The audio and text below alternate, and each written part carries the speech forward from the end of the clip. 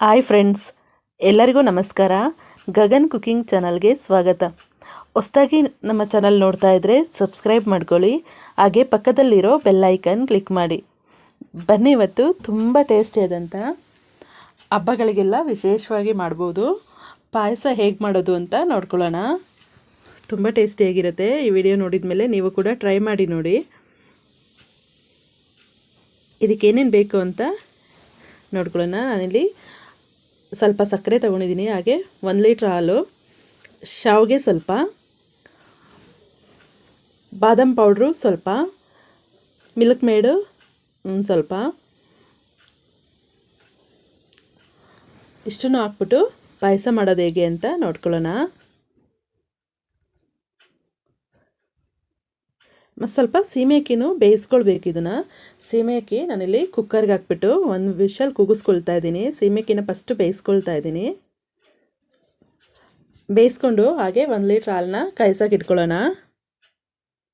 ನೋಡಿಲಿ, 1 ಲೀಟ್ರ್ ಹಾಲನ್ನ ಕಾಯ್ಸೋಕೆ ಇಟ್ಕೊಂಡು ಸೀಮೆ ಅಕ್ಕಿ ಬೇಯಿಸಿರೋದನ್ನು ಇದಕ್ಕೆ ಹಾಕ್ಕೊಳ್ತಾ ಇದ್ದೀನಿ.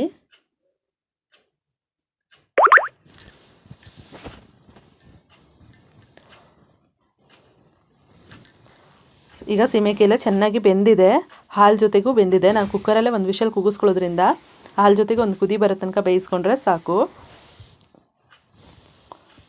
ಇದು ಚೆನ್ನಾಗಿ ಕುದಿ ಬರ್ತಾ ಇರಲಿ, ಅಲ್ಲಿವರೆಗೂ ನಾವು ಶಾವಿಗೆನ ಹಾಕೊಳ್ಳೋಣ. ಶಾವಿಗೆ ಒಂದು 50 ಗ್ರಾಮ್ ಆಗೋಷ್ಟು ಹಾಕ್ಕೊಳ್ತಾ ಇದ್ದೀನಿ. ಶಾವಿಗೆ ಹಾಕ್ಕೊಂಡು ಇದಕ್ಕೇ ಬಾದಾಮ್ ಮಿಲ್ಕ್ ಪೌಡ್ರ್ ಇದೆಯಲ್ಲ, ಅದು ಸ್ವಲ್ಪ ಹಾಕ್ಕೊಳ್ಬೇಕು. ನಾನಿಲ್ಲಿ 1 ಪ್ಯಾಕೆಟ್, ಚಿಕ್ಕ ಪ್ಯಾಕೆಟ್ ಬರುತ್ತಲ್ಲ ಅದರಲ್ಲಿ 1 ಪ್ಯಾಕೆಟ್ ಹಾಕ್ಕೊಳ್ತಾ ಇದ್ದೀನಿ. ಹಾಗೆ ಮಿಲ್ಕ್ ಮೇಡ್ ಇದೆಯಲ್ಲ, ಅದು ಸ್ವಲ್ಪ ಹಾಕ್ಕೊಳ್ತಾ ಇದ್ದೀನಿ. ಮಿಲ್ಕ್ ಮೇಡ್ ಹಾಕೋದ್ರಿಂದ ಸ್ವಲ್ಪ ಟೇಸ್ಟಿಯಾಗಿ ಬರುತ್ತೆ.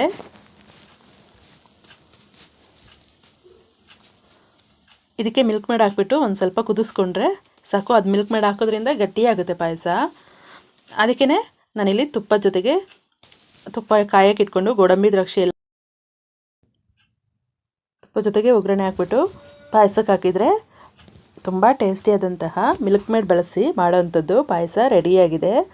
ಮಿಲ್ಕ್ ಮೇಡ್ ಹಾಕೋದ್ರಿಂದ ಸಖತ್ ಟೇಸ್ಟಿಯಾಗಿ ಬರುತ್ತೆ. ನೀವು ಒಂದು ಸಲ ಮಾಡಿದರೆ ಪುನಃ ಪುನಃ ಮಾಡ್ತೀರಾ, ಅಷ್ಟು ಟೇಸ್ಟಿಯಾಗಿ ಬರುತ್ತೆ. ಫ್ರೆಂಡ್ಸ್, ನಿಮಗೆ ಈ ರೆಸಿಪಿ ಇಷ್ಟ ಆಯ್ತಂದರೆ ಪ್ಲೀಸ್ ಕಮೆಂಟ್ ಮಾಡಿ, ಲೈಕ್ ಕೊಟ್ಟು ಶೇರ್ ಮಾಡಿ. ಹಾಗೆ ಗಗನ್ ಕುಕಿಂಗ್ ಚಾನಲ್ಗೆ ಸಬ್ಸ್ಕ್ರೈಬ್ ಆಗಿ. ಈ ವಿಡಿಯೋ ನೋಡಿದ್ದಕ್ಕೆ ಎಲ್ಲರಿಗೂ ಧನ್ಯವಾದಗಳು.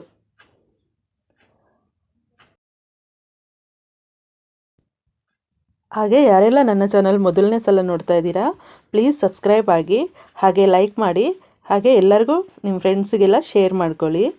Thank you friends.